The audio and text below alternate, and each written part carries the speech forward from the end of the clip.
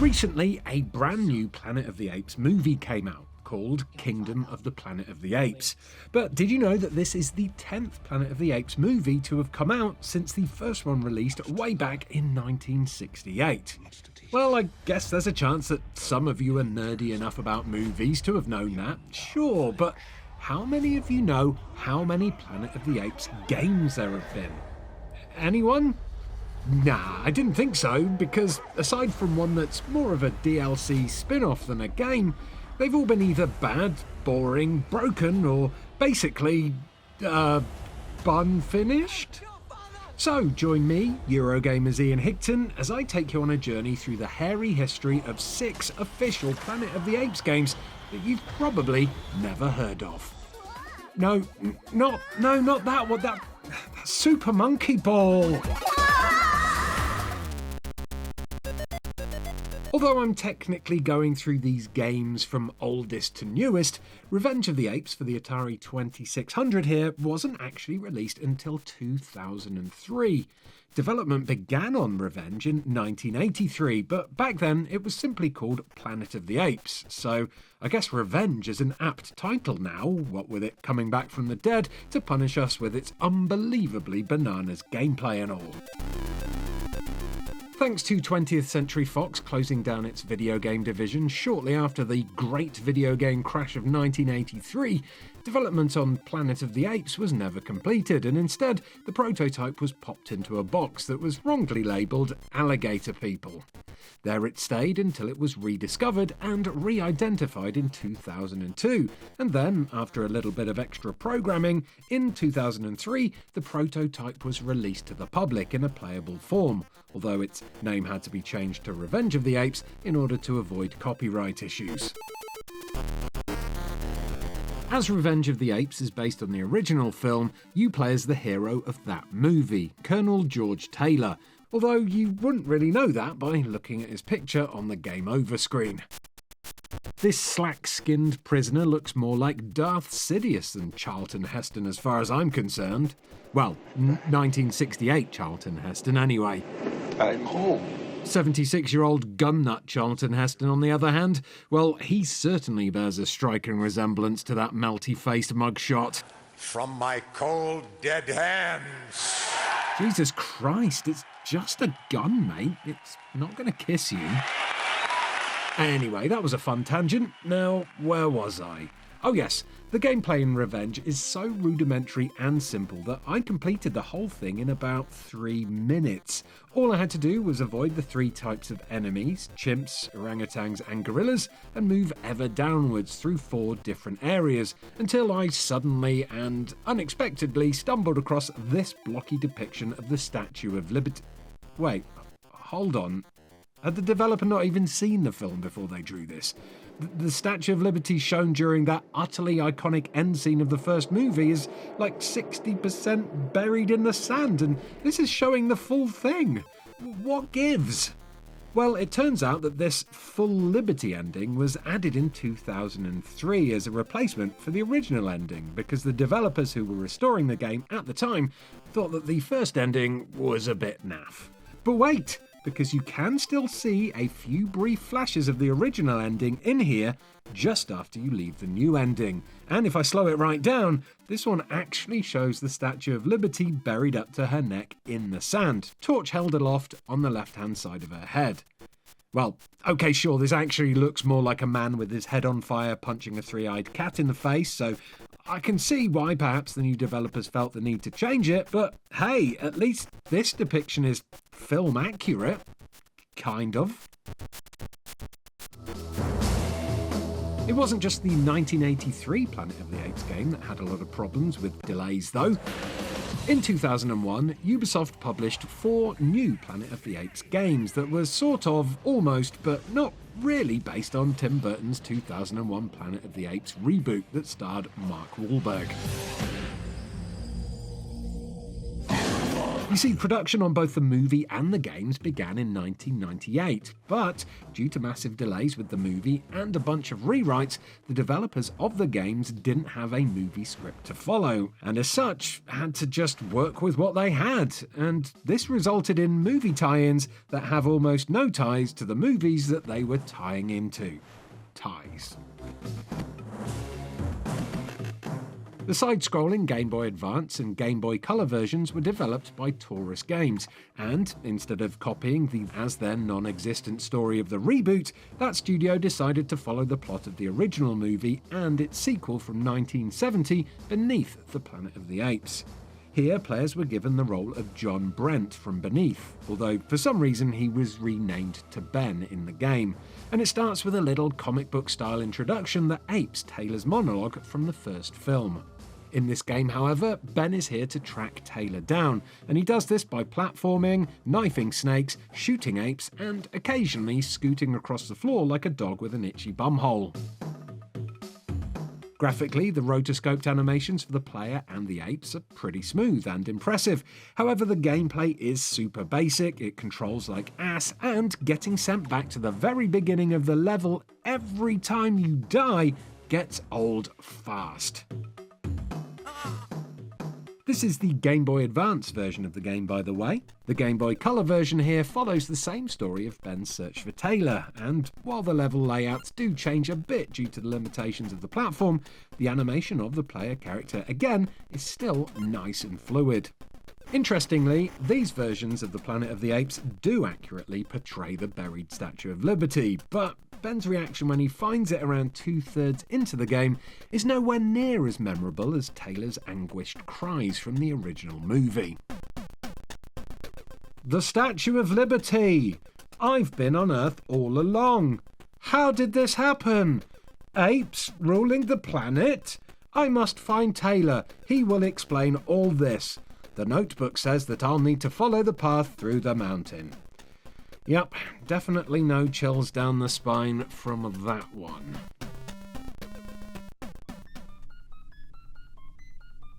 And that leads us to the second pair of Planet of the Apes games, this time the PS1 and PC versions that were developed by French studio Visiware. While the only difference between these two versions is in the graphics, the PC version being vastly superior in almost every way, the storyline that these two share couldn't be further from the Game Boy versions if they tried. Quiet, you miserable human! The game kicks off with a fairly lengthy cutscene featuring 3 new characters: Ulysses, Romulus, and Sophie?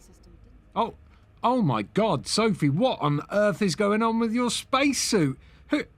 Whose idea was it to sew flags onto your boobs like that? Something's coming! Run! Blimey. Anyway, this cutscene mimics many moments from the 1968 original, like the discovery of these creepy ape totems. But it's the first sign of life we've seen so far. At the end of this cutscene, player character Ulysses is captured, waking up later in a prison in nothing more than a tattered loincloth. Spoilers for the rest of the game here, but you never do find any clothes. Ulysses spends the entire runtime of the game legging it around barefoot in nothing but his undercrackers.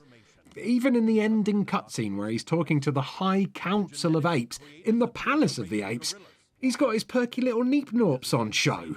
I mean, couldn't he have just borrowed a shirt off a friendly ape at the door or something? Or, I don't know, nicked one from a gorilla that he just clumsily battered to death with his fists?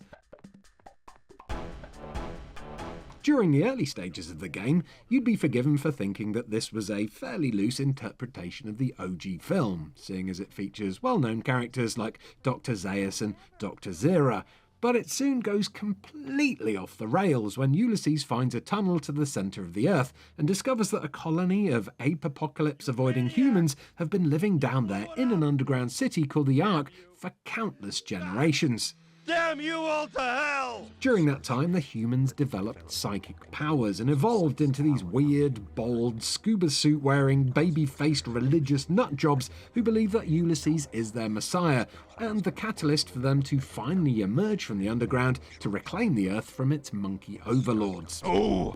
Apes not stupid. Before room, secret door 4 fingers. but you no good finger, human finger. It's an unnecessarily convoluted story told through massive, badly voiced, unskippable cutscenes that are bookmarked by periods of dull, clunky gameplay and melee combat that involves spamming an attack button until you, or the thing in front of you, falls over. It's a terrible, terrible game, and quite possibly the worst one on this list. No! Oh no. Okay, so this next entry is more of a promotional tie-in than a full Planet of the Apes game, but in all honesty, the Simian Flu DLC for Plague Inc. is probably the best Apes game in a rather rotten bunch of spoiled bananas. Plague Inc. Evolved is a strategy game where you play as a plethora of plagues, and the aim of the game is to wipe out human life in its entirety by affecting the spread and evolution of a number of diseases.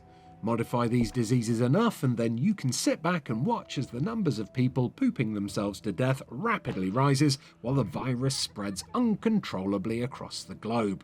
Which, in all honesty, is pretty dark and also probably pretty messy. Plague Inc. Evolved Simian Flu DLC released in 2014, and while it was aptly added at the time as a piece of viral marketing aimed at spreading the word about the movie Dawn of the Planet of the Apes, it is still included in the base game and playable 10 years on. The DLC itself bridges the gap between the rise of the Planet of the Apes, which ended with a mid-credit scene that hinted at how the virus first spread, and Dawn, which shows us how, 10 years later, the simian flu has ravaged the human population and caused society to collapse.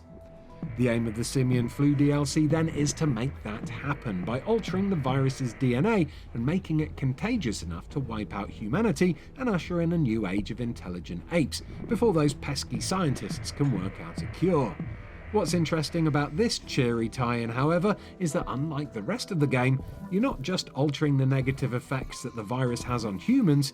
Here, you can also evolve the way that the virus modifies the simian genes in positive ways, first by increasing the apes' intelligence, and then by allowing them to form colonies, plan and coordinate travel together, and even enhancing their combat abilities so that they can start fighting back against the humans.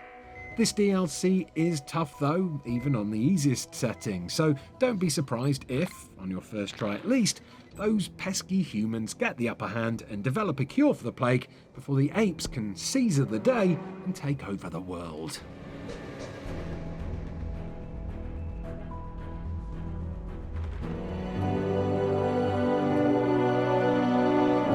Planet of the Apes Last Frontier is annoying to me for multiple reasons, but the main one, apart from the fact that it breaks naming conventions and it really should be called The Last Frontier of the Planet of the Apes, is the fact that the PC version doesn't seem to work anymore, which put paid to me trying it out for this video. These are dangerous times. Honestly, every time I tried to load it, this would happen. This feels wrong. Oh, damn you, you E4 apes! God damn you all to hell! Turns out I'm not the only person the game crashes for, though there are plenty of bad reviews on the Steam page that talk about how this game won't load for people, but Slim here sums it up the best. Disappointing indeed. But anyway, Last Frontier is more of an interactive movie than a game. Think along the lines of a Telltale title, but with even fewer choices to make. Like, honestly, it's either choose the left option or choose the right option. And even then, these choices don't seem to impact the proceedings that much. Released to tie in with the movie War for the Planet of the Apes and featuring motion capture from Andy Serkis himself, Last Frontier is actually set about a year after the events of the film that came before War, Dawn of the Planet of the Apes. Despite having two stories that run side by side, one of a chimp named Bryn and another of a small human settlement, the whole experience is said to last between 2 to 3 hours max, so it's no surprise that most people were disappointed when this one released. Despite being praised for its visuals and voice acting in reviews, there is no escaping the fact that, without any options to take control of the characters to explore the surroundings, without any puzzles to solve, and with no combat encounters to take direct part in aside from the occasional single button press at set points during the proceedings, The final result is nothing more than a fan-pleasing but barely playable companion piece to the films. Yes, you can see, huh? It's not enough. You're right, it's not. Crisis on the Planet of the Apes VR. The aptly named Crisis on the Planet of the Apes VR is the final game on this list, and it's aptly named because trying to get this game to work on my PC gave me an existential crisis. No matter what I tried, this game also kept hard crashing, this time during the Ape Raise Arms High tutorial section. Come on, please just work this oh god damn it! Ape game a piece of crap, more like. Thankfully, my pals over on Outside Extra have given me permission to show you some snippets of their Let's Play of the PSVR version in all of its wonky, low-res graphics glory. Drop down tutorial. Let go to drop down. No. I died. Okay, back we go. Now, obviously, I, above many other people, appreciate any attempts to make a VR game happen, and Crisis makes a good attempt at using the motion controls afforded by VR to immerse you in a story of an ape that is attempting to escape from the research centre that it is being held captive in. Sadly, this immersion is limited to some admittedly decent climbing mechanics and an ape-like locomotion scheme that probably sounded great on paper, but in reality just made Luke here look like a bit of a plonker. And a bored plonker at that. Oh, this is so humiliating. The majority of this 2 to 3 hour experience solely revolves around the climbing mechanics, which, no matter how good they feel, do get boring quickly. And also tiring. So it is a good job that there are some occasional moments of gunplay in here. Oh, wait, did I say good job? Because it's not a good job, it's a terrible job. So if I get into cover, get my oh no! Thanks to the majority of work seemingly having gone into the climbing stuff, moments of object interaction and shooting appear to have been nothing more than an afterthought. Weapon handling is floaty and firing the guns lacks any kind of punchiness, while just being able to do simple things like holster and unholster said weapon becomes nothing more than a clumsy nightmare of epic proportions. Because I'm having an immersive ape experience. Oh. You're having an immersive ape experience. Ape experience, that's right. And there we have it, the checkered, bizarre and ultimately disappointing history of the Planet of the Apes series of video games. Considering there are so many decent Planet of the Apes movies, especially the last 3, it's really surprising to me that there haven't been any attempts to make something with a little bit more depth and polish than just a few short and simple experiences in order to, cash in on the hype for the movies. But I guess that's just monkey business for you. Anyway, if you enjoyed this video, do give it a like, subscribe to Eurogamer for almost daily videos about video games, and if you'd like to continue your list-based video adventures with us here on Eurogamer, why not check out some of these other videos that are on screen and clickable right now. See ya! You are remarkable.